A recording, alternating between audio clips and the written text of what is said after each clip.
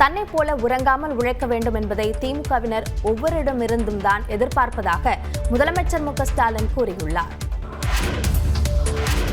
2.5 கோடி வாக்குகளை பெற்று திமுக மீண்டும் ஆட்சி அமைக்கும் என்று திமுக தலைவரும் முதலமைச்சருமான மு க ஸ்டாலின் தெரிவித்துள்ளார். என் வாக்குச்சாவடி வெற்றி வாக்குச்சாவடி என்ற தலைப்பில் முதலமைச்சர் மு க ஸ்டாலின் தலைமையில் காணொலி வாயிலாக திமுக மாவட்ட செயலாளர்கள் கூட்டம் நடைபெற்றது.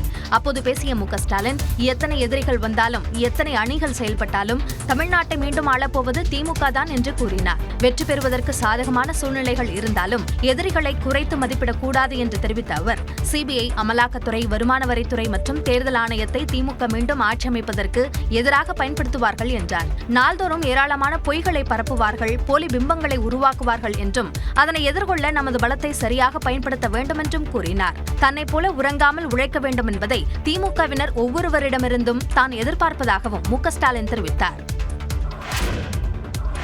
தமிழ்நாட்டில் வரும் சட்டமன்ற தேர்தலில் தேசிய ஜனநாயக கூட்டணி அமோக வெற்றி பெறும் என்றும் திமுக துடைத்தெறியப்படும் என்றும் மத்திய அமைச்சர் அமித் ஷா சூளுரைத்துள்ளார். குஜராத் மாநிலம் அகமதாபாத்தில் நடைபெற்ற நிகழ்ச்சியில் பங்கேற்ற மத்திய உள்துறை அமைச்சர் அமித் ஷா 1500 கோடி ரூபாய் மதிப்பிலான பல்வேறு திட்டங்களை தொடங்கி வைத்தார். அப்போது பேசிய அவர், 2014 மக்களவைத் தேர்தல் தொடங்கி தற்போது வரை பாஜக தொடர் வெற்றிகளை பெற்று வருவதாக மகிழ்ச்சி தெரிவித்தார். பீகார் சட்டமன்ற தேர்தலில் பாஜக கூட்டணி 2/3 பங்கு பெரும்பான்மையுடன் வெற்றி பெற்றிருப்பதாக கூறிய அமித் ஷா, மகாராஷ்டிரா, ஹரியானா, டெல்லியை தொடர்ந்து பீகாரிலும் காங்கிரஸ் கட்சி துடைத்தெறியப்பட்டிருப்பதாகவும் நாட்டு மக்கள் அனைவரும் காங்கிரஸ் மற்றும் அதன் கூட்டணி கட்சிகளை நிராகரித்து விட்டதாகவும் விமர்சித்தார். பீகார் தேர்தலைப் போலவே தமிழ்நாடு மற்றும் மேற்குவங்க மாநில சட்டப்பேரவை தேர்தல்களில் தேசிய ஜனநாயக கூட்டணி மாபெரும் வெற்றி பெறும் என்று அவர் நம்பிக்கை தெரிவித்தார். வரும் தேர்தலில் திமுக மற்றும் திரிணாமுல் காங்கிரஸ் கட்சிகள் துடைத்தெறியப்படும் என்றும் இதற்கு மு க ஸ்டாலின், மம்தா பானர்ஜி ஆகியோர் தயாராக இருக்க வேண்டும் என்றும் அமித் ஷா கூறினார். தமிழ்நாட்டில் ஆட்சி அமைப்போம் என பாஜகவினர் கூற திமுகவின் வெற்றி விகிதம் அதிகரிக்கும் என அக்கட்சியின் அமைப்புச் செயலாளர் RS பாரதி தெரிவித்துள்ளார். மேற்குவங்கம், தமிழ்நாட்டில் பாஜக கூட்டணிதான் ஆட்சி அமைக்கும் என உள்துறை அமைச்சர் அமித் ஷா கூறியிருந்தார். இதற்கு பதிலளிக்கும் வகையில் மதுரையில் பேட்டியளித்த RS பாரதி, கடந்த தேர்தலிலும் இதுபோன்று மோடியும் அமித் ஷாவும் பேசிய நிலையில் 39 தொகுதிகளிலும் திமுக கூட்டணி வெற்றி பெற்றது என்றார். இதுபோல் ஈடிகளோ அல்லது சிபிஐயோ எந்த என்கொயரி நடத்தினாலும் அதை பற்றி எங்களுக்கு கவலை இல்லை. இதேபோல தருமபுரியில் செய்தியாளர்களிடம் பேசிய இந்திய கம்யூனிஸ்ட் கட்சியின் மாநில செயலாளர் மு வீரபாண்டியன், திமுக மற்றும் அதன் கூட்டணி ஒன்றும் தூசு அல்ல என்றார். உள்துறை அமைச்சர் பேசுகிற போது தொடர்ந்து அவர் அரசியல் சட்ட நெறிகளை மீறிதான் பேசி வருகிறார். இப்பொழுது திமுகவை துடைத்தெறிவோம், திமுக கூட்டணியை துடைத்தெறிவோம் தமிழ்நாட்டில் என்று அவர் பேசுகிறார். திமுக கூட்டணியோ தூசு அல்ல துடைத்தெறிவதற்கு. அதற்கு மாறாக தமிழக மக்கள் தான் உங்களை துடைத்தெறிவார்கள். அன்புமணி பாஜகவின் அருகில் இருப்பதால் சாதிவாரி கணக்கெடுப்பு போராட்ட அழைப்பை நிராகரிப்பதாகவும் வீரபாண்டியன் தெரிவித்தார். கேரளாவில் நடிகைக்கு பாலியல் தொல்லை கொடுத்த வழக்கில் நடிகர் திலீப் விடுதலை செய்யப்பட்டார். கேரளாவில் நடிகையை காரில் கடத்திச் சென்று பாலியல் துன்புறுத்தல் செய்த வழக்கில் போதிய ஆதாரம் இல்லை என்று கூறி நடிகர் திலீப் விடுவிக்கப்பட்டுள்ளார். கடந்த 2017ஆம் ஆண்டு பிப்ரவரி 17ஆம் தேதி இரவில் பிரபல நடிகை திரிசூரிலிருந்து எர்ணாகுளம் நோக்கி காரில் சென்று கொண்டிருந்தார். அப்போது அவரது காரை பின்தொடர்ந்து மற்றொரு காரில் சென்ற ஒரு கும்பல் நடிகையை பாலியல் ரீதியாக துன்புறுத்தியதுடன் அதனை செல்போனில் வீடியோ பதிவு செய்ததாக குற்றச்சாட்டு எழுந்தது. இந்த வழக்கில் நடிகையின் முன்னாள் கார் ஓட்டுநரான பல்சர் சுனி உள்ளிட்ட சிலரை காவல்துறையினர் கைது செய்தனர். இவர்களிடம் நடத்திய விசாரணையில் இந்த சம்பவத்துக்கு சதித்திட்டம் தீட்டியதாக பிரபல நடிகர் திலீப் கைது செய்யப்பட்டார். 85 நாட்கள் சிறைவாசத்திற்கு பிறகு அவர் ஜாமீனில் விடுவிக்கப்பட்டார். இந்த வழக்கை விசாரித்து வந்த எர்ணாகுளம் மாவட்ட நீதிமன்றம் போதிய ஆதாரங்கள் இல்லை என்று கூறி நடிகர் திலீப்பை விடுவித்து உத்தரவிட்டது. அதே நேரம் பல்சர் சுனி, மார்டின் ஆண்டனி, மணிகண்டன், விஜேஷ், சலீம், பிரதீப் ஆகிய 6 பேர் குற்றவாளிகள் என்பதை உறுதி செய்த நீதிமன்றம் அவர்களுக்கான தண்டனை விவரங்கள் வெள்ளிக்கிழமை அறிவிக்கப்படும் என தெரிவித்துள்ளது. நடிகை பாலியல் துன்புறுத்தல் வழக்கில் உண்மை வென்றிருப்பதாக நடிகர் திலீப் கூறியுள்ள நிலையில் கவனமாக வடிவமைக்கப்பட்ட திரைக்கதை இப்போது மிகவும் கொடூரமாக வெளிப்படுவதை பார்ப்பதாக நடிகை பார்வதி விமர்சித்துள்ளார். கேரளாவில் பிரபல நடிகை காரில் கடத்தப்பட்டு பாலியல் துன்புறுத்தலுக்கு ஆளாக்கப்பட்ட வழக்கிலிருந்து நடிகர் திலீப் விடுவிக்கப்பட்டார். இதைத் தொடர்ந்து நீதிமன்ற வளாகத்தில் செய்தியாளர்களிடம் பேசிய திலீப் உண்மை வென்றிருப்பதாக மகிழ்ச்சி தெரிவித்தார். ഇന്ന് കോടതിയിൽ പോലീസ് ഉണ്ടാക്കിയ കള്ളക്കഥ തകരുകയാണ് ചെയ്തത്. ഈ കേസില് യഥാർത്ഥ ഗൂഢാലോചന എന്ന് പറയുന്നത് എന്നെ പ്രതിയാക്കാനാണ്. സമൂഹത്തില് എന്റെ കരിയർ, എന്റെ ഇമേജ്, എന്റെ ജീവിതം നശിപ്പിക്കാൻ വേണ്ടി ചെയ്തതാണ്. திலீப் விடுதலை செய்யப்பட்டதை வரவேற்று நீதிமன்ற வளாகத்தில் அவரது ரசிகர்கள் இனிப்பு வழங்கி மகிழ்ச்சியை வெளிப்படுத்தினர். அதே நேரத்தில் இது என்ன நீதி என கேள்வி எழுப்பியுள்ள நடிகை பார்வதி, கவனமாக வடிவமைக்கப்பட்ட திரைக்கதை இப்போது மிகவும் கொடூரமாக வெளிப்படுவதை பார்ப்பதாக கூறியுள்ளார். இதேபோல மலையாள நடிகைகளான ரீமா கலிங்கல் மற்றும் ரம்யா நம்பீசன் ஆகியோர் நடிகைக்கு துணை நிற்போம் என்ற சமூக வலைதள பரப்புரையை தொடங்கியுள்ளனர். மலையாள நடிகர் சங்கமான அம்மா நீதிமன்ற தீர்ப்பை மதிப்பதாக அறிக்கை வெளியிட்டுள்ளது. திருப்பரங்குன்றம் மலை உச்சியில் தீபம் ஏற்றுவது தொடர்பான நீதிமன்ற அவமதிப்பு வழக்கு உயர்நீதிமன்ற மதுரை கிளை நீதிபதி GR சுவாமிநாதன் முன்பு இன்று மீண்டும் விசாரணைக்கு வருகிறது. கார்த்திகை தீபத்தன்று திருப்பரங்குன்றம் மலை உச்சியில் வழக்கத்திற்கு மாறான இடத்தில் தீபம் ஏற்ற வேண்டும் என்ற உத்தரவை அமல்படுத்தவில்லை என கூறி நீதிமன்ற அவமதிப்பு வழக்கு தொடரப்பட்டது. உயர்நீதிமன்ற மதுரை கிளையில் நீதிபதி GR சுவாமிநாதன் முன்பு இவ்வழக்கு விசாரணைக்கு வந்தபோது தங்களை தீபம் ஏற்ற அனுமதிக்கவில்லை என்றும் காவல்துறை உரிய பாதுகாப்பு வழங்க தவறிவிட்டதாகவும் மனுதாரர் தரப்பில் குற்றம் சாட்டப்பட்டது. மேலும் பக்தர்கள் கைது செய்யப்பட்டதாகவும் கோவில் மலை அடிவாரத்தில் நுழைவதற்கு அனுமதிக்கவில்லை எனவும் மனுதாரர் தரப்பில் வாதிட்டனர். இது தொடர்பாக உச்சநீதிமன்றத்தில் மேல்முறையீட்டு மனு தாக்கல் செய்துள்ளதால் வழக்கு விசாரணையை ஒத்திவைக்க வேண்டும் என்று அரசு தரப்பில் கோரிக்கை வைக்கப்பட்டது. இதனைத் தொடர்ந்து கடந்த 3ஆம் தேதி திருப்பரங்குன்றம் மலை உச்சியில் தீபம் ஏற்ற பாதுகாப்பு வழங்க விடாமல் யார் தடுத்தார்கள் என்று CISF கமாண்டன்ட் பதிலளிக்க உத்தரவிட்டு வழக்கு விசாரணையை நீதிபதி GR சுவாமிநாதன் ஒத்திவைத்தார். இந்நிலையில் இவ்வழக்கு உயர்நீதிமன்ற மதுரை கிளை நீதிபதி GR சுவாமிநாதன் முன்பு இன்று மீண்டும் விசாரணைக்கு வருகிறது. சென்னை உயர்நீதிமன்ற மதுரை கிளை நீதிபதி GR சுவாமிநாதனை பதவி நீக்கம் செய்வதற்கான தீர்மான நோட்டீஸை இந்தியா கூட்டணி எம்பிக்கள் சபாநாயகரிடம் இன்று வழங்க உள்ளனர். திருப்பரங்குன்றம் விவகாரத்தில் உயர்நீதிமன்ற கிளை நீதிபதி GR சுவாமிநாதன் பிறப்பித்த உத்தரவுகள் பெரும் சர்ச்சையை ஏற்படுத்தின. நீதிபதி GR சுவாமிநாதனின் தீர்ப்புக்கு பல்வேறு அரசியல் கட்சி தலைவர்கள் கண்டனம் தெரிவித்த நிலையில் மாநிலம் முழுவதும் போராட்டங்களும் நடைபெற்றன. இதனையடுத்து இந்த விவகாரத்தை மக்களவையில் எழுப்பிய திமுக மற்றும் இந்தியா கூட்டணி எம்பிக்கள் நீதிபதி GR சுவாமிநாதன் நடவடிக்கைக்கு கண்டனம் தெரிவித்தனர். இந்நிலையில் நீதிபதி GR சுவாமிநாதனை பதவி நீக்கம் செய்ய கோரும் தீர்மானத்தை நாடாளுமன்றத்தில் கொண்டுவர இந்தியா கூட்டணி எம்பிக்கள் முடிவு செய்துள்ளதாக தகவல் வெளியாகியுள்ளது. உயர்நீதிமன்ற நீதிபதியை பதவி நீக்கம் செய்வதற்கான தீர்மானத்தை கொண்டுவர மக்களவை உறுப்பினர்கள் 100 பேரும் மாநிலங்களவை உறுப்பினர்கள் 50 பேரும் கையெழுத்திட வேண்டும். இந்நிலையில் பெரும்பாலான எம்பிக்கள் கையெழுத்திட்ட நிலையில் எஞ்சியவர்களிடம் கையொப்பம் பெற்று இன்று நண்பகல் சபாநாயகர் ஓம் பிர்லாவிடம் நோட்டீஸ் வழங்கப்பட இருப்பதாக கூறப்படுகிறது. மக்களவையில் வந்தே மாதரம் விவாதத்தின் போது காங்கிரஸை பிரதமர் நரேந்திர மோடி கடுமையாக விமர்சித்ததற்கு பிரியங்கா காந்தி பதிலளித்துள்ளார். தாயின் மாணி கோடி பாரில் தாழ்ந்து பணிந்து புலெந்து வாரி அர்த்தாத் வந்தே மாதரம் பாடலின் 150வது ஆண்டு நிறைவையொட்டி மக்களவையில் பேசிய போது பிரதமர் பாரதியாரின் தாயின் மணிக்கொடி பாரீர் பாடலை பாடிய காட்சிதான் இது. வந்தே மாதரம் பாடலின் 150வது ஆண்டையொட்டி மக்களவையில் சிறப்பு விவாதம் நடைபெற்றது.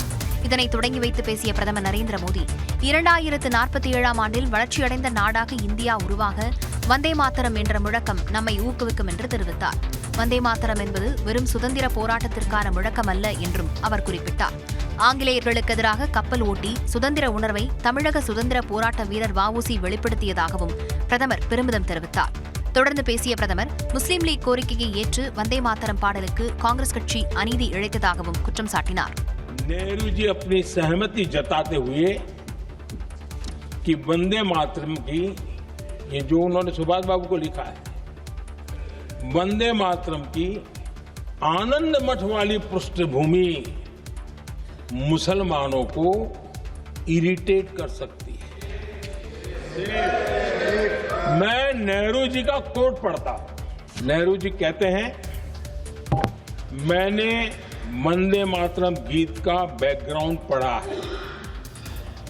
नेहरू जी फिर लिखते हैं, मुझे लगता है कि ये जो बैकग्राउंड है इससे मुस्लिम भड़केंगे. இந்திய தேசிய காங்கிரஸ் தற்போது முஸ்லீம் லீக் காங்கிரஸாக மாறிவிட்டதாகவும் காங்கிரசும் அதன் கூட்டணி கட்சிகளும் வந்தே மாதரம் பாடலுக்கு எதிர்ப்பு தெரிவித்து வருவதாகவும் மோடி தெரிவித்தார்.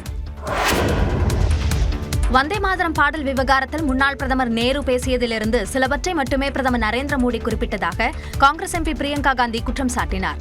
மக்களவையில் சிறப்பு விவாதத்தில் பேசிய அவர் வந்தே மாதரம் பாடலிலிருந்து 2 பத்திகள் மட்டுமே அனைவராலும் தேசிய பாடலாக ஏற்றுக்கொள்ளப்பட்டதாகவும் அந்த கூட்டத்தில் ஜனசங்கத்தை தோற்றுவித்த ஷியாமா பிரசாத் முகர்ஜியும் இருந்ததாகவும் குறிப்பிட்டார். வந்தே மாதரம் பாடல் விவகாரம் முடிந்து போனது என்றும் வேலைவாய்ப்பின்மை குறித்து விவாதிப்போம் என்றும் பிரியங்கா தெரிவித்தார். कि बंगाल का चुनाव आ रहा है, हमारे प्रधानमंत्री अपनी भूमिका निभाना चाहते हैं उसमें. ये मकसद है, पुरानी मकसद इनकी अध्यक्ष महोदय, कि जिन्होंने स्वतंत्रता की लड़ाई लड़ी, जिन्होंने देश के लिए बड़ी बड़ी कुर्बानियां दी, उन पर सरकार नए आरोप लादने का मौका चाहती है. இதேபோல நாட்டில் இன்றும் பிரிவினைவாதம் இருப்பதாக கூறும் பிரதமர் அது எங்கே இருக்கிறது என்று கூற வேண்டும் என திமுக எம்பி ஆர் ராசா வலியுறுத்தினார். The Prime Minister is saying that a thinking of division still exists in the country today. Where is it? With whom it is?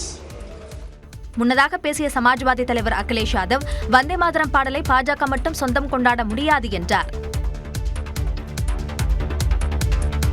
Indigo விமான சேவை நாளை இயல்பு நிலைக்கு திரும்பும் என்று அந்த நிறுவனம் நம்பிக்கை தெரிவித்துள்ளது.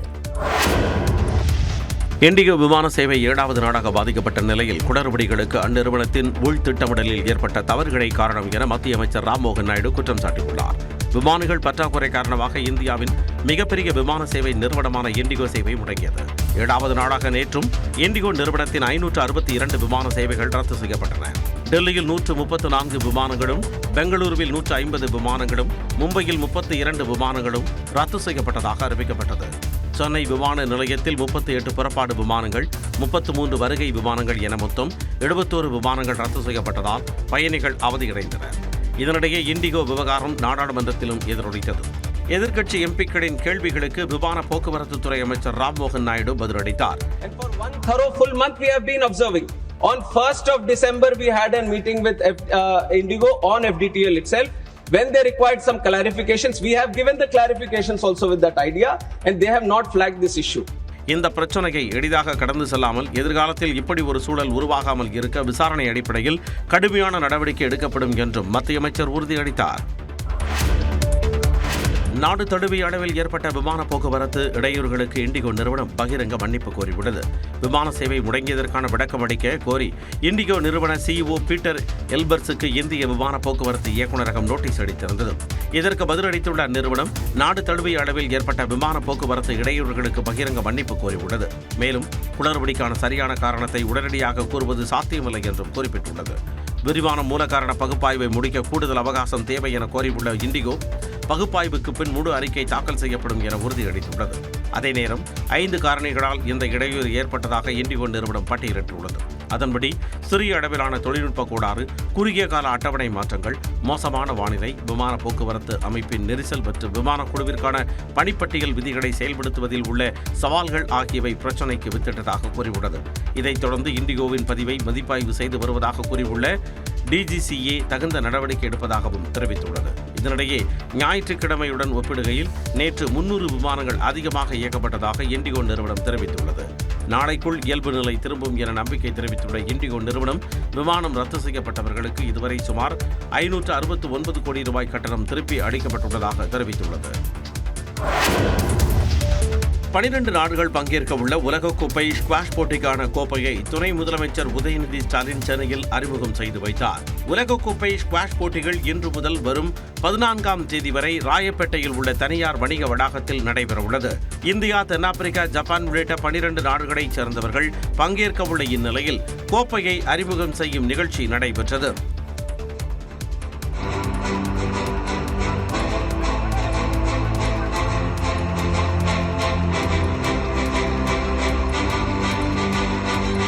இந்தியாவின் நட்சத்திர வீராங்கனை ஜோஷ்னா சின்னப்பா மற்றும் தமிழகத்தைச் சேர்ந்த வேலவன் செந்தில்குமார் உள்ளிட்டோரும் போட்டியில் களம் காண உள்ளனர். One of the most important tournaments in our schedule and our calendar. Last time it was only a bronze, and hopefully we can do better than that this time. You know, our team is a lot stronger than it was 2 years back. கண்டிப்பா ஒரு ப்ரௌடான moment. சென்னையில் இந்த மாதிரி பெரிய world level tournament நடக்கிறது. So home support, family, friends எல்லாருமே வருதுனால it be amazing atmosphere, நல்ல opportunity, நல்லா விளையாடுறதுக்கு. இந்திய அணி தனது முதல் போட்டியில் சுவிட்சர்லாந்தை எதிர்கொள்ள உள்ள நிலையில் மாலை 6 மணிக்கு போட்டி தொடங்க உள்ளது. ஜப்பானில் சக்தி வாய்ந்த நிலநடுக்கம் ஏற்பட்டதால் சுனாமி எச்சரிக்கை விடுக்கப்பட்டுள்ளது.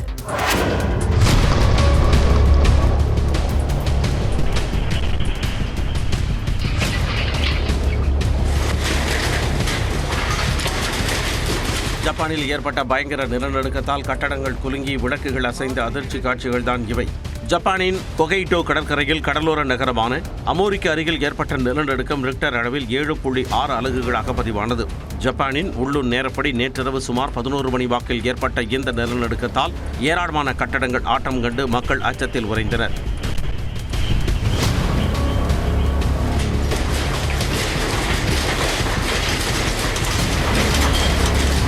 இரவு நேரத்தில் ஏற்பட்ட நிலநடுக்கத்தால் மக்களிடையே பெரும் பதற்றம் ஏற்பட்டது.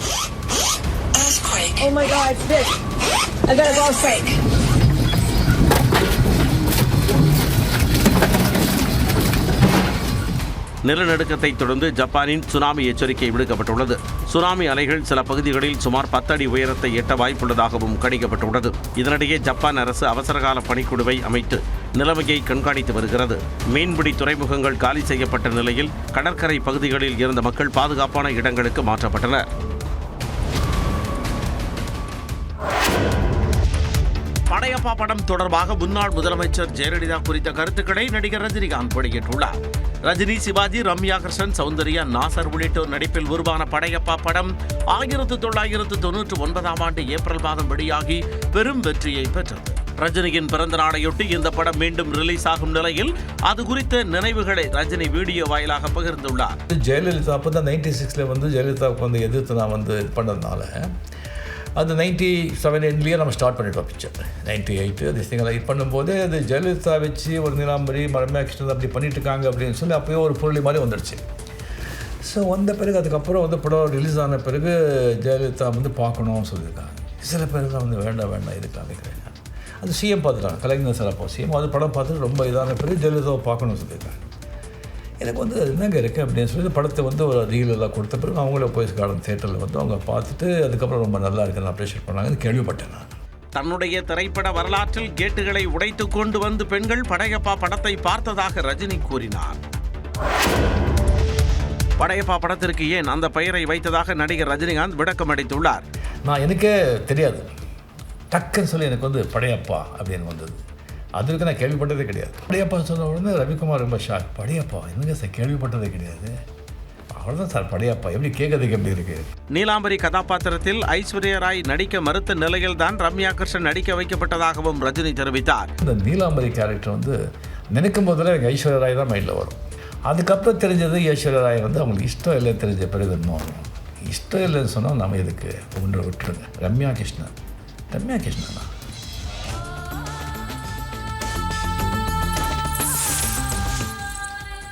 ஸோ அவங்க தெலுங்கில் நிறைய பண்ணியிருக்காங்க. நான் முதல்ல படிக்காதவங்கள அவங்க கூட ஆக்ட் பண்ணுறது. அதுக்கப்புறம் நிறைய படங்கள் நான் பார்த்தது கிடையாது. சரி சார், உங்களுக்கு அவ்வளோ நம்பிக்கை இருந்தால் நீங்கள் இது பண்ணுங்கள், எனக்கு அரை மனசு தான். தொடர்ந்து பேசிய அவர் படையப்பாவின் 2ஆம் பாகத்திற்காக கதை விவாதம் நடைபெற்று வருவதாகவும் கூறினார். இடைவேளைக்கு பிறகு செய்திகளை தொடர்ந்து பார்க்கலாம். உடல் எடை, அதிகமான உடல் எடை, ஒபிசிட்டி, இதை பற்றிய விழிப்புணர்வு News 18 சென்னையில் ஒரு மேரத்தான் ஓடி அந்த விழிப்புணர்வை ஏற்படுத்துகிறாங்க. எனவே நீங்களும் திரளாக சென்னைக்கு 21ஆம் தேதி ஞாயிற்றுக்கிழமை News 18 நடத்தக்கூடிய அந்த மேரத்தானில் பங்கு கொள்ளுங்கள்.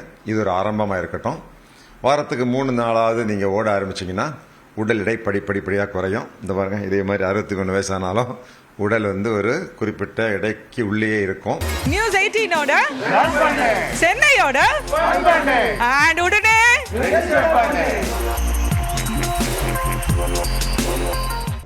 தமிழ்நாட்டில் சுமார் 6,40,00,000 வாக்காளர்களுக்கு கணக்கீட்டு படிவங்கள் விநியோகம் செய்யப்பட்டிருப்பதாக தேர்தல் ஆணையம் கூறியுள்ளது. தமிழ்நாட்டில் 99.27% எஸ்ஐஆர் படிவங்கள் இணையத்தில் பதிவேற்றம் செய்யப்பட்டுள்ளதாக இந்திய தேர்தல் ஆணையம் தெரிவித்துள்ளது. சட்டமன்ற தேர்தல் நெருங்கும் சூழலில் வாக்காளர் பட்டியல் சிறப்பு தீவிர திருத்த பணிகள் நவம்பர் 4ஆம் தேதி தொடங்கி நடைபெற்று வருகின்றன. அதன்படி இதுவரை 99.91%, அதாவது சுமார் 6,40,00,000 வாக்காளர்களுக்கு கணக்கீட்டு படிவங்கள் விநியோகம் செய்யப்பட்டுள்ளதாகவும் அவற்றில் 99.27% படிவங்கள் திரும்ப பெறப்பட்டு இணையத்தில் பதிவேற்றம் செய்யப்பட்டு இருப்பதாக தேர்தல் ஆணையம் தெரிவித்துள்ளது. பதிவேற்றப்பட்ட படிவங்களின் மொத்த எண்ணிக்கையில் இறந்தவர்கள், இடம்பெயர்ந்தவர்கள், வீட்டில் இல்லாதவர்கள், ஒன்றுக்கும் மேற்பட்ட பதிவுகள் உள்ளவர்களும் சேர்க்கப்பட்டுள்ளனர். இந்நிலையில் பூர்த்தி செய்த கணக்கீட்டு படிவங்களை வாக்காளர்கள் நாளை மறுநாள் வரை பிஎல்ஓக்கள் அல்லது வாக்காளர் உதவி மையங்களில் சமர்ப்பிக்கலாம். இதைத் தொடர்ந்து வரும் 16ஆம் தேதி வரைவு வாக்காளர் பட்டியலை தேர்தல் ஆணையம் வெளியிட உள்ளது. போலி வாக்காளர்களை கண்டறியும் மென்பொருள் கைவிடப்பட்டதாக தேர்தல் ஆணையம் உச்சநீதிமன்றத்தில் எழுத்துப்பூர்வமாக பதிலளித்துள்ளது. 100% உண்மையான வாக்காளர் பட்டியல் தயாரிப்பதற்காக இந்த மென்பொருளை பயன்படுத்தப் போவதாக 2023ஆம் ஆண்டு தேர்தல் ஆணையம் அறிவித்திருந்தது. நாடு முழுவதும் இந்த செயலி செயல்படுத்தப்படும் என்றும் கூறியிருந்தது. இந்நிலையில் பீகார் வழக்கு ஒன்றில் ஆஜராகி பதிலளித்த தேர்தல் ஆணையம் 1க்கும் மேற்பட்ட இடங்களில் வாக்காளர்களாக உள்ளவர்களை கண்டறியும் மென்பொருள் பயனற்றது என்றும் அதனை பயன்படுத்துவது கைவிடப்பட்டதாகவும் எழுத்துப்பூர்வமாக தெரிவித்துள்ளது. 2023ஆம் ஆண்டுக்கு பிறகு அதனை பயன்படுத்துவதில்லை என்றும் கூறியுள்ளது. தேர்தல் ஆணையம் வெளியிட்ட அறிவிப்பில் இதுவரை தமிழ்நாடு உட்பட 12 மாநிலங்கள் மற்றும் யூனியன் பிரதேசங்களில் 99.95% வாக்காளர்களுக்கு SIR கணக்கீட்டு படிவங்கள் வழங்கப்பட்டிருப்பதாக தெரிவித்துள்ளது. மொத்தமுள்ள படிவங்களில் சுமார் 98.7% படிவங்கள் டிஜிட்டல் மயமாக்கப்பட்டிருப்பதாகவும் கூறியுள்ளது. சிவகங்கை தொகுதியில் நாம் தமிழர் கட்சியின் வேட்பாளர் மற்றும் அவரது கணவர் இறந்துவிட்டதாக கூறி அவர்களது பெயர்கள் வாக்காளர் பட்டியலில் இருந்து நீக்கப்பட்டுள்ளன. தமிழ்நாடு முழுவதும் வாக்காளர் பட்டியல் சிறப்பு தீவிர திருத்தப் பணிகள் நடைபெற்று வருகின்றன. இந்நிலையில் சிவகங்கை தொகுதி நாம் தமிழர் வேட்பாளராக அறிவிக்கப்பட்டுள்ள இந்துஜா மற்றும் அவரது கணவர் ரமேஷ் ஆகியோர் இறந்துவிட்டதாக கூறி அவர்களது பெயர்கள் வாக்காளர் பட்டியலில் இருந்து நீக்கப்பட்டுள்ளன. இதனை கண்டு அதிர்ச்சியடைந்த இந்துஜாவும் அவரது கணவரும் ஆவணங்களுடன் சிவகங்கை ஆட்சியர் பொற்கோடியிடம் முறையிட்டார். நாங்க SIR படிவம் ஃபில்அப் பண்ணி கொடுக்காம இருந்திருந்து நீங்க டெத்துன்னு சொல்லியிருந்தீங்கன்னா நான் உயிரோட இருக்கும் போதே என்னை டெத்துன்றாங்க. வேட்பாளருக்கே இந்த நிலைமைனா பாமர மக்கள் கிராமத்துல இருக்க மக்கள் எல்லாம் இந்த படிவத்தை எப்படி நிரப்பி கொடுப்பாங்க, எப்படி அவங்களுக்கு படிவத்துல பாதி நிரப்புனா போதும், தெரிஞ்ச வரைக்கும் நிரப்பி கொடுங்க, நாங்க ஏத்திக்கிறோம், ஒன்றும் பிரச்சனை இல்லைங்கிறாங்க. எல்லாத்தையும் கரெக்டா நிரப்பி கொடுத்த எங்களுக்கே இந்த நிலைமை இருக்கும்போது கிராமத்துல இருக்க மக்கள் படிக்காத மக்கள் எல்லாம் ஃபில்அப் பண்ணி கொடுத்துருக்க மாட்டாங்க. இது தொடர்பாக விளக்கமளித்துள்ள ஆட்சியர் பொற்கொடி, செக்லிஸ்ட் குறைகளை களைவதற்காக வழங்கப்பட்ட விவரங்கள்தான் என்றும் அது இறுதிப்பட்டியல் அல்ல என்றும் தெரிவித்துள்ளார்.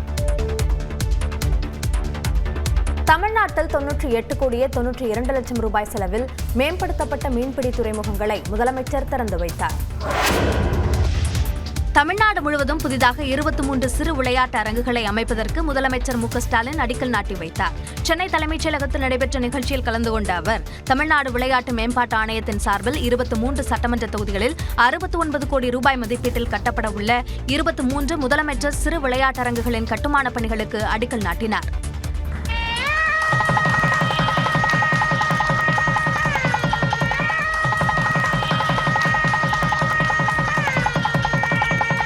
இதேபோல மீன்வளம் மற்றும் மீனவர் நலத்துறை சார்பில் 98,92,00,000 ரூபாய் செலவில் மேம்படுத்தப்பட்ட மீன்பிடி துறைமுகங்கள், மீன் இறங்குதளம் மற்றும் புதிய மீன் விதைப்பண்ணை ஆகியவற்றை திறந்து வைத்தார்.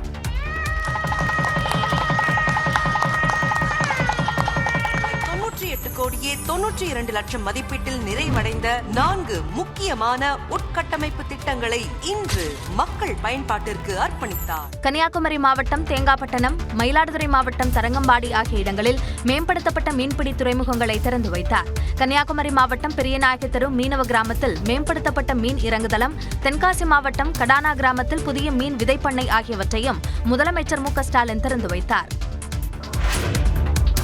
அதிமுக பொதுச் செயலாளராக எடப்பாடி பழனிசாமி தேர்வு செய்யப்பட்டதற்கு எதிரான மனு நிராகரிக்கப்பட்டதை எதிர்த்து உச்சநீதிமன்றத்தில் மேல்முறையீடு செய்யப்பட்டுள்ளது. அதிமுக பொதுச் செயலாளராக எடப்பாடி பழனிசாமி தேர்வு செய்யப்பட்டதற்கு எதிராக திண்டுக்கல்லைச் சேர்ந்த சூரியமூர்த்தி என்பவர் சென்னை 4வது உரிமையியல் நீதிமன்றத்தில் வழக்கு தொடர்ந்தார். இந்த வழக்கை தள்ளுபடி செய்யக்கோரி எடப்பாடி பழனிசாமி தரப்பில் தாக்கல் செய்யப்பட்ட மனுவை சென்னை உரிமையியல் நீதிமன்றம் தள்ளுபடி செய்தது. உரிமையியல் நீதிமன்றத்தின் உத்தரவை எதிர்த்து எடப்பாடி பழனிசாமி சென்னை உயர்நீதிமன்றத்தில் மனு தாக்கல் செய்தார். அதனை விசாரித்த உயர்நீதிமன்ற நீதிபதி பாலாஜி, சூரியமூர்த்தி அதிமுகவின் உறுப்பினரே இல்லை என்றும் உறுப்பினர் அல்லாத ஒருவர் கட்சி விவகாரங்களில் கேள்வி எழுப்ப முடியாது என்றும் கூறி உரிமையியல் நீதிமன்றத்தில் சூரியமூர்த்தி தாக்கல் செய்த மனுவை தள்ளுபடி செய்து உத்தரவிட்டார். இந்த நிலையில் சென்னை உயர்நீதிமன்றத்தின் இந்த உத்தரவை எதிர்த்து வழக்கறிஞர் சூரியமூர்த்தி உச்சநீதிமன்றத்தில் மேல்முறையீடு செய்துள்ளார். இந்த மனு விரைவில் விசாரணைக்கு வரும் என்று எதிர்பார்க்கப்படுகிறது. புதுச்சேரியில் இன்று நடைபெறும் தாவேகா பொதுக்கூட்டத்தில் பங்கேற்பவர்களுக்கு QR கோட் அடங்கிய பாஸ் விநியோகம் செய்யப்பட்டுள்ளது. கரூர் துயர சம்பவத்தை அடுத்து புதுச்சேரியில் இன்று நடைபெறும் பொதுக்கூட்டத்தில் தாவேகா தலைவர் விஜய் பொதுவெளியில் மக்களை சந்திக்க உள்ளார். புதுச்சேரி உப்படம் துறைமுக மைதானத்தில் இன்று நடைபெறும் தாவேகா பொதுக்கூட்டத்திற்கான பணிகள் இரவு நேரத்திலும் விறுவிறுப்பாக நடைபெறுகின்றன. இந்நிலையில் கூட்டத்தில் பங்கேற்கும் பொதுமக்களுக்கு QR கோடுடன் கூடிய அடையாள அட்டை வழங்கப்பட்டுள்ளன. ஒவ்வொரு தொகுதியிலும் குறைந்தபட்சம் 200 அடையாள அட்டை வழங்கப்பட்டுள்ள நிலையில் ஒரு அடையாள அட்டையில் 2 பேர் வீதம் பங்கேற்கலாம் என தெரிவிக்கப்பட்டுள்ளது. லாஸ்பேட்டை பகுதியில் முன்னாள் MLA சாமிநாதன் அடையாள அட்டை வழங்கும் போது அதனை பெற இளைஞர்கள் ஆர்வம் காட்டினர். இதனிடையே விஜய் மக்கள் சந்திப்பு நிகழ்ச்சியில் பங்கேற்கும் தாவேகா தொண்டர்கள் கட்டடங்கள், சுற்றுச்சுவர்கள், மரங்கள், வாகனங்கள் மீது ஏறக்கூடாது என கட்சி அறிவுறுத்தியுள்ளது. தமிழ்நாட்டைச் சேர்ந்த யாருக்கும் கண்டிப்பாக அனுமதி இல்லை எனவும், கர்ப்பிணிகள், கை குழந்தைகளுடன் இருக்கும் தாய்மார்கள், முதியவர்கள், பள்ளி மாணவர்கள் பங்கேற்க வேண்டாம் என்றும் தெரிவித்துள்ளது. விஜய் வாகனத்தை பின்தொடர வேண்டாம் எனவும், போக்குவரத்து விதிகளை முழுவதுமாக பின்பற்ற வேண்டும் என்றும் அறிவுறுத்தியுள்ளது. புதுச்சேரியில் நடைபெறவுள்ள தாவேகா பொதுக்கூட்டத்தை ஒட்டி கண்காணிப்பு பணியில் தமிழக காவல்துறையினரும் உதவி செய்ய இருப்பதாக புதுச்சேரி டிஐஜி சத்யசுந்தரம் தெரிவித்துள்ளார். உப்படம் துறைமுக வளாகத்தில் பொதுக்கூட்ட பகுதியை பார்வையிட்ட அவர் பாதுகாப்பு ஏற்பாடு குறித்து அதிகாரிகளிடம் கேட்டறிந்தார். பின்னர் செய்தியாளர்களிடம் பேசிய அவர், பள்ளி நேரம் தொடங்கிய பின்னர்தான் நிகழ்ச்சி தொடங்க வேண்டும் என்றும், பள்ளி முடிவதற்கு முன்பே நிகழ்ச்சியை முடித்திடும் வகையில் அனுமதி வழங்கியிருப்பதாகவும் கூறினார். பகல் 10:30 மணிக்கு தொடங்கி 12:30 மணிக்குள் முடித்துவிட வேண்டும் என்று கட்டளை விதிக்கப்பட்டிருப்பதாக தெரிவித்தார். அதனால் தமிழ்நாடு சைட்லேருந்து யாரும் வருவதற்கு முயற்சி செய்ய வேண்டாம். ஏன்னா நமக்கு பார்டர்லேயும் நம்ம வந்து ப்ராப்பர் செக்யூரிட்டி அரேஞ்ச்மெண்ட்ஸ் போட்டிருக்கோம். தமிழக காவல்துறை சைட்லேருந்து நம்ம ரெக்வஸ்ட் பண்ணியிருக்கோம். அவங்க அரேஞ்ச்மெண்ட்டும் நம்ம போட சொல்லி, எந்த நேரம் கொடுத்தோமோ அந்த நேரத்துக்குள்ளே வந்து அதை வந்து ஃபாலோ பண்ணணும் அப்படிங்கிறது தான் ஆல்ரெடி கண்டிஷன். அந்த நேரத்துக்குள்ளே அவங்களோட கூட்டம் நடைபெறும். அதுக்குள்ளே வந்து அந்த அவங்களோட தலைவர் வந்துடணும் அப்படிங்கிறது தான் ஒரு விதி நம்ம கட்டளையாக சொல்லியிருக்கோம். திறந்தவெளி பகுதி என்பதால் தடுப்புகளை உடைத்து முன்னேற முயலும் தொண்டர்கள் மீது கடும் நடவடிக்கை எடுக்கப்படும் என்று எச்சரித்தார். தமிழக எல்லைகளில் இருந்து வழக்கமாக பணிக்கு வருவோருக்கு எந்த இடையூறும் இருக்காது என்று கூறிய அவர், போக்குவரத்து மாற்றம் உள்ளிட்டவை செய்யப்படவில்லை என்றும் தெரிவித்தார்.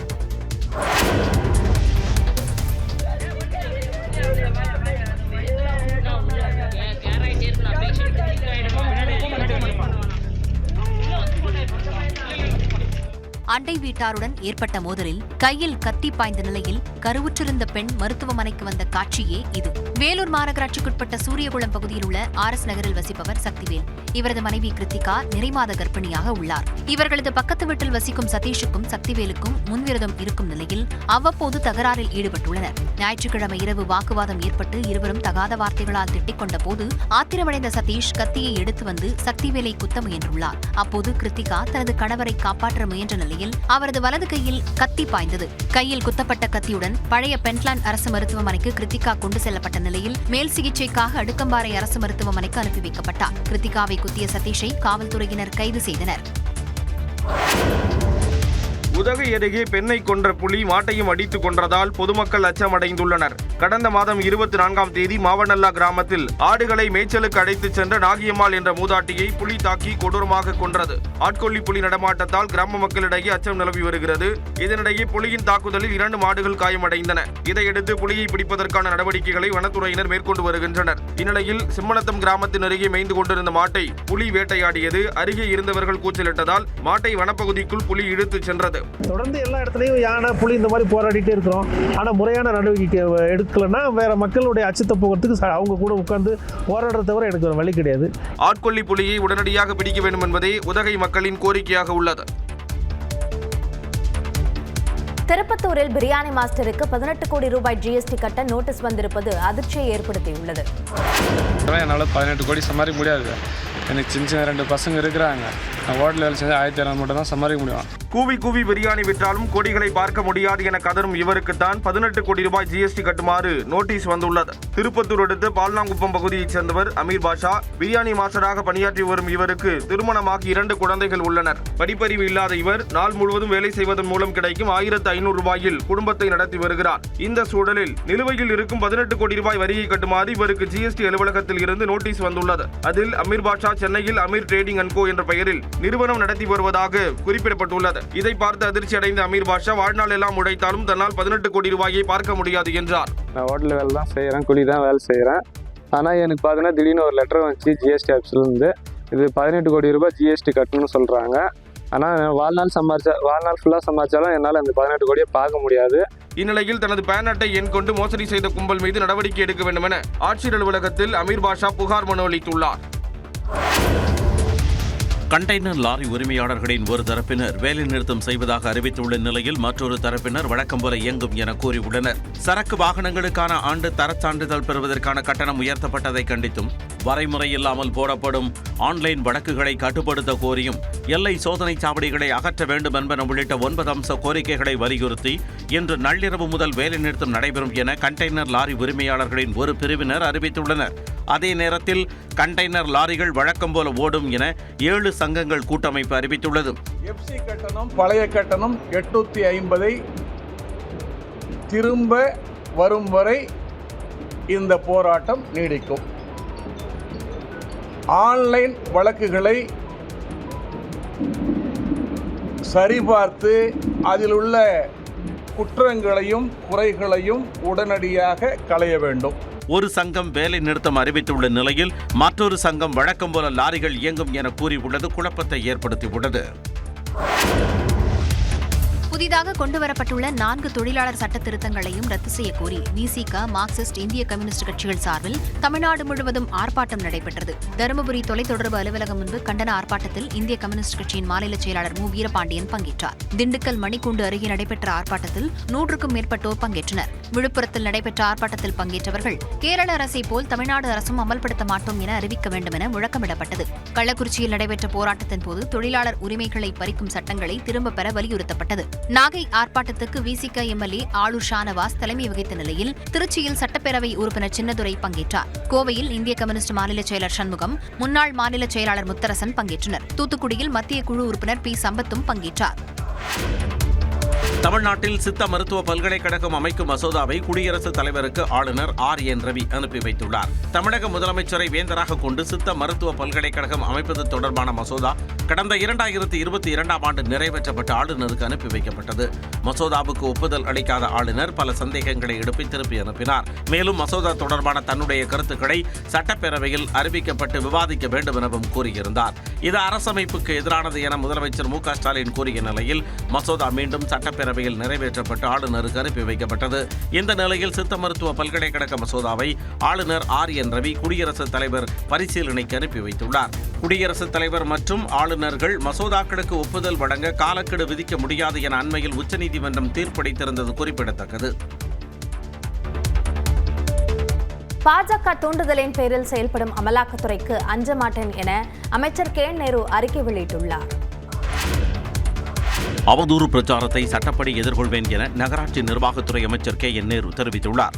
அவர் வெளியிட்டுள்ள அறிக்கையில் தன் சகோதரர் 2013ஆம் ஆண்டு வாங்கிய கடனை வைத்து போடப்பட்ட வழக்கை உயர்நீதிமன்றம் எந்த குற்றமும் நடக்கவில்லை என ரத்து செய்துவிட்டதாக தெரிவித்துள்ளார்.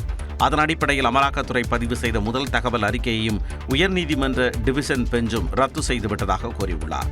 ஆனாலும் அமலாக்கத்துறையை மீண்டும் மீண்டும் அவதூறு பிரச்சாரத்தில் ஈடுபடச் சொல்லி மத்திய பாஜக அரசு நிர்பந்திக்கிறது என கே. நேரு குற்றம் சாட்டியுள்ளார். தன் மீதான குற்றச்சாட்டுகளை சட்டப்படி எதிர்கொள்ளவிருப்பதாக தெரிவித்துள்ள நேரு, பாஜக அரசின் தூண்டுதலில் அரசியல் பிரச்சாரத்தில் ஈடுபடும் அமலாக்கத்துறைக்கோ அல்லது அதிமுக பாஜக கூட்டணியின் அவதூறு பிரச்சாரத்திற்கோ அஞ்ச மாட்டேன் என்றும் கூறியுள்ளார்.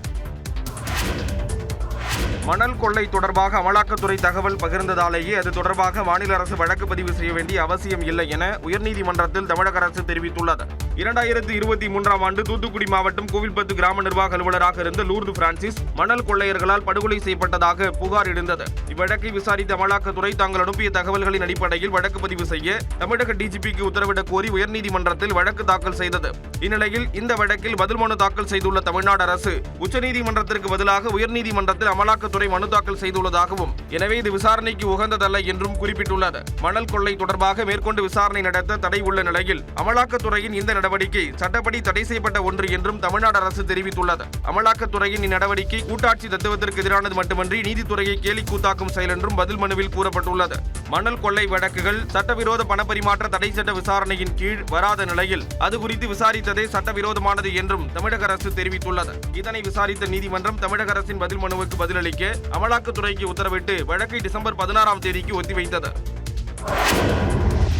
வரும் சட்டமன்ற தேர்தலில் தாவேக தலைமையில் பலம் வாய்ந்த கூட்டணி அமைக்கப்பட்டால் தேசிய ஜனநாயக கூட்டணி 3வது இடத்திற்கு தள்ளப்படும் என்று அமமுக பொதுச் செயலாளர் டிடிவி தினகரன் தெரிவித்துள்ளார். திருப்பூரில் செய்தியாளர்களிடம் பேசிய அவர், திமுகவை வீழ்த்த எதிர்க்கட்சிகள் தங்களை சுய பரிசோதனை செய்து கொள்ள வேண்டும் என்றார். தாவேக தலைமையில் ஒருவேளை கூட்டணி அமைந்தால் அது என்டிஏ கூட்டணியை 3வது இடத்திற்கு தள்ளக்கூடிய வாய்ப்பு இருக்கிறது. இது ஏதோ பழனிசாமி அவர்கள் மீது எனக்கு தனிப்பட்ட வருத்தத்தினால சொல்லல. யதார்த்தத்தை சொல்றேன். எதுவுமே தமிழ்நாட்டு மக்களுக்கு எந்த ஒரு பயனும் இல்லாத சூழ்நிலையிலும் பாராளுமன்ற தேர்தலில் திமுக கூட்டணி முழுவதும் வெற்றி பெற்றதற்கு காரணம் என்ன என்பதை திமுகவை உண்மையிலேயே வீழ்த்த வேண்டும் என்று நினைக்கின்ற கட்சிகள் அதை சுய பரிசோதனை செய்து அதை எல்லாம் சரி செய்ய வேண்டும்.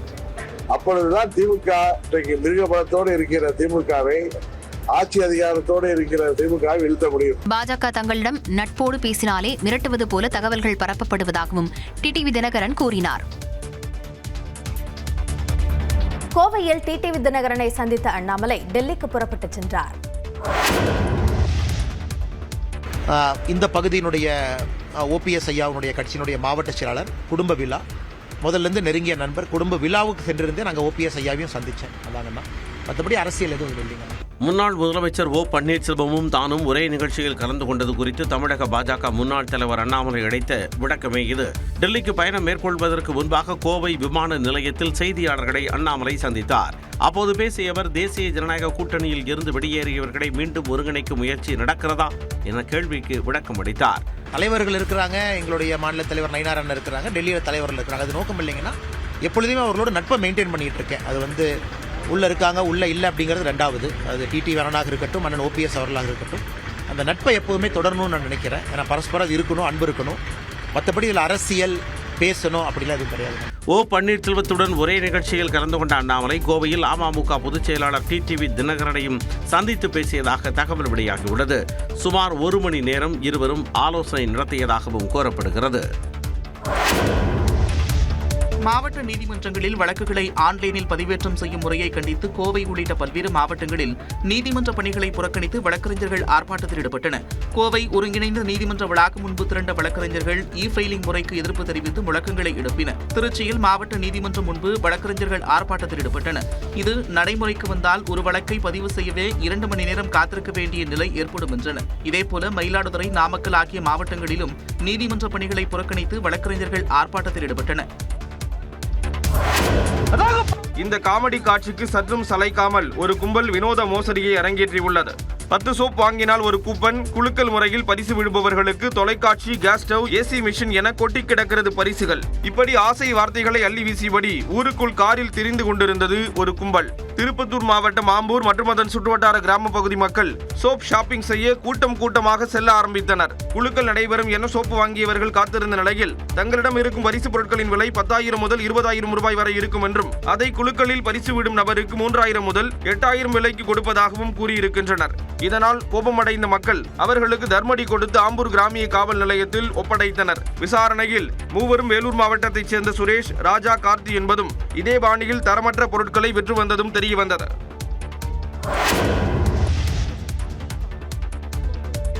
ஆசியாவில் மனிதாபிமான பணிக்கான சர்வதேச விருது வென்ற முதல் நபர் என்ற பெருமையை பெற்றுள்ளார் வந்தாரா வனவிலங்கு பாதுகாப்பு மையத்தின் நிறுவனர் ஆனந்த் அம்பானி. ரிலையன்ஸ் இண்டஸ்ட்ரீஸ் தலைவர் முகேஷ் அம்பானியின் மகன் ஆனந்த் அம்பானி தலைமையில் வந்தாரா விலங்கு மீட்பு மற்றும் மறுவாழ்வு மையம் செயல்பட்டு வருகிறது. குஜராத்தில் சுமார் 3000 ஏக்கர் பரப்பளவில் செயல்பட்டு வரும் இந்த மையத்தில் உலகின் பல்வேறு பகுதிகளில் கைவிடப்பட்ட யானைகள், சிங்கம், புலி உள்ளிட்ட வன விலங்குகள் பராமரிக்கப்பட்டு வருகின்றன.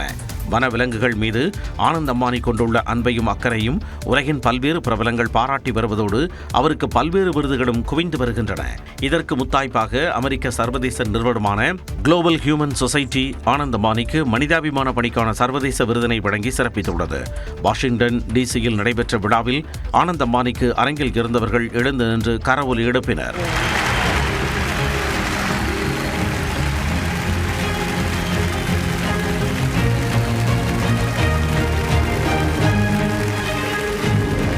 Since I was a kid, I always dreamt that one day we will do something in India that will guide the world as to how to treat animals. மனிதாபிமான பணிக்கான சர்வதேச விருதினை பெறும் முதல் இளைஞர் மற்றும் ஆசியாவின் முதல் நபர் என்ற பெருமையை பெற்றுள்ளார் ஆனந்த் அம்பானி. மத்திய அரசின் வரி பகிர்வில் மகாராஷ்டிரா, தமிழ்நாடு உள்ளிட்ட 7 மாநிலங்கள் தாங்கள் செலுத்தும் வரியை விட குறைவாகவே திரும்பப் பெறுவதாக மத்திய அரசின் தரவுகள் தெரிவிக்கின்றன. நிதி ஆணையத்தின் பரிந்துரையின் பேரில் மத்திய அரசு வசூலிக்கும் வருமான வரியில் ஒரு பகுதியை மாநிலங்களுக்கு பகிர்ந்தளிக்கிறது. இந்நிலையில் 7 மாநிலங்கள் தாங்கள் செலுத்தும் வரியை விட குறைவான தொகையை திரும்பப் பெறுவதாக நாடாளுமன்றத்தில் மத்திய அரசு தாக்கல் செய்த தரவுகளின் மூலம் தெரிய வந்துள்ளது. அதன்படி மகாராஷ்டிரா மொத்த வருவாயில் 36.1% பங்களித்து 2020-2025 காலகட்டத்தில் வெறும் 6.65% வரி பகிர்வையை திரும்பப் பெற்றுள்ளது. கர்நாடகா 8.8%, ஹரியானா 4.3%, குஜராத் 3.5%, தமிழ்நாடு 3% செலுத்துவதை விட குறைந்த வரி பகிர்வை பெற்றுள்ளன. அதேபோல தெலுங்கானா 1.4%, கோவா 0.04% குறைந்த வரி பகிர்வை பெற்றுள்ளன. மறுபுறம் உத்தரப்பிரதேசம் 11.2%, பீகார் 8%, மத்திய பிரதேசம் 5.5%, ராஜஸ்தான் 3.5% தாங்கள் செலுத்தியதை விட கூடுதலான வரி பகிர்வை பெற்றதும் மத்திய அரசின் தரவுகள் மூலம் தெரிய வந்துள்ளது. கோவாவில் தீ விபத்து ஏற்பட்ட நைட் கிளப் உரிமையாளர்கள் இண்டிகோ விமானத்தில் தாய்லாந்துக்கு தப்பிச் சென்றனர். 25 பேர் உயிரிழந்த கோவா இரவு விடுதியின் உரிமையாளர்கள் சம்பவம் நடந்த சில மணி நேரத்தில் தாய்லாந்து தப்பிச் சென்றதாக காவல்துறையினர் தெரிவித்துள்ளனர். கோவாவின் வடக்கு பகுதியில் உள்ள பாகா கடற்கரை பகுதியில் அமைந்துள்ள இரவு விடுதியில் கடந்த சனிக்கிழமை இரவு பயங்கர தீ விபத்து ஏற்பட்டது. வார விடுமுறை என்பதால் முதல் தளத்தில் 100க்கும் மேற்பட்டோர் நடனமாடிக் கொண்டிருந்தனர். தீ மலமளவென பரவிய நிலையில் 25 பேர் உடல் கருகி மூச்சு திணறியும் பரிதாபமாக உயிரிழந்தனர். இந்த சம்பவம் பெரும் அதிர்வலைகளை ஏற்படுத்திய நிலையில் விடுதியின் உரிமையாளர்களான கௌரவ் மற்றும் அவரது சகோதரர் சௌரப் லுத்ரா தாய்லாந்து தப்பிச் சென்றது தெரிய வந்துள்ளது. இருவருக்கும் லுக் அவுட் நோட்டீஸ் அளிக்கப்பட்டிருந்த நிலையில் விபத்து நடந்த சில மணி நேரத்தில் தாய்லாந்தின் புக்கெட் நகருக்கு இண்டிகோ விமானம் மூலம் தப்பி ஓடியது கண்டுபிடிக்கப்பட்டுள்ளது. இதையடுத்து இருவரையும் கைது செய்ய இன்டர்போல் உதவியை பெறும் முயற்சியில் கோவா காவல்துறை இறங்கியுள்ளது. சர்ச்சைக்குரிய 500 கோடி சூட்கேஸ் கருத்துக்கு மத்தியில் முன்னாள் கிரிக்கெட் வீரர் நவ்ஜோத் சித்துவின் மனைவி கௌர் சித்துவை காங்கிரஸ் சஸ்பெண்ட் செய்துள்ளது. ஓய்வு பெற்ற கிரிக்கெட் வீரரும் காங்கிரஸ் மூத்த தலைவருமான நவ்ஜோத் சித்து சமீப காலமாக காங்கிரஸ் நிகழ்ச்சிகள் எதிலும் பங்கேற்காமல் இருக்கிறார். இந்நிலையில் தனது கணவரின் அரசியல் எதிர்காலம் குறித்து பேட்டியளித்த கௌர் சித்து, பஞ்சாப் சட்டமன்ற தேர்தலில் முதல்வர் வேட்பாளராக அறிவித்தால் அவர் மீண்டும் தீவிர அரசியலுக்கு வருவார் என்றார். 500 கோடி ரூபாய் சூட்கேஸ் கொடுத்து முதலமைச்சர் பதவி பெறும் அளவிற்கு எங்களிடம் பணம் இல்லை என்றும் காங்கிரஸில் நிலவும் உட்கட்சி பிரச்சனையில் தனது கணவரை முன்னேற விட மாட்டார்கள் என்றும் குற்றம் சாட்டியிருந்தார். 2027 ஆண்டு பஞ்சாபில் சட்டமன்ற தேர்தல் நடைபெற உள்ள நிலையில் கௌர் சித்துவின் இந்த கருத்து கட்சிக்குள் பெரும் புகைச்சலை ஏற்படுத்தியது. மறுபுறம் கௌர் சித்துவின் கருத்தை பற்றிக் கொண்ட ஆம் ஆத்மி தலைவர்கள் இந்த 500 கோடி சூட்கேஸ் காங்கிரஸ் தலைமைக்கா என கேள்வி எழுப்பினர். இது காங்கிரஸ் தலைமைக்கு சங்கடத்தை ஏற்படுத்திய நிலையில் கௌர் சித்துவை அடிப்படை உறுப்பினர் பொறுப்பில் இருந்தே சஸ்பெண்ட் செய்துள்ளது. தாய்லாந்து, கம்போடியா இடையே மீண்டும் மோதல் மூண்டதால் எல்லைப் பகுதியில் இருந்து ஆயிரக்கணக்கான மக்கள் பாதுகாப்பான இடங்களை தேடிச் செல்கின்றனர். தாய்லாந்து நாட்டின் சுரின் மாகாணத்தில் உள்ள பிரசாத் தாம் மோன் தோம் கோவிலுக்கு அண்டை நாடான கம்போடியா சொந்தம் கொண்டாடி வருவதால் இரு நாடுகளுக்கும் இடையே மோதல் போக்கு நீடித்து வருகிறது. கடந்த ஜூலை மாதம் இரு நாடுகளுக்கிடையே சண்டை மூண்ட நிலையில் அமெரிக்க அதிபர் டிரம்ப் முன்னிலையில் தாய்லாந்து, கம்போடியா இடையே போர் நிறுத்த ஒப்பந்தம் கையெழுத்தானது. இந்நிலையில் போர் நிறுத்த ஒப்பந்தத்தை மீறி இரு நாடுகளும் மீண்டும் மோதலில் ஈடுபட்டுள்ளன. தாய்லாந்து எல்லைப் பகுதியில் சாலை அமைக்கும் பணியில் ஈடுபட்டிருந்தவர்கள் மீது கம்போடியா திடீரென தாக்குதல் நடத்தியதாக தெரிகிறது. இதற்கு பதிலடியாக தாய்லாந்து ராணுவம் கம்போடியா மீது போர் விமானங்களை கொண்டு குண்டு வீசி தாக்குதல் நடத்தியுள்ளது. இந்த தாக்குதலில் இதுவரை 5 பேர் கொல்லப்பட்டதாக தகவல் வெளியாகியுள்ளது.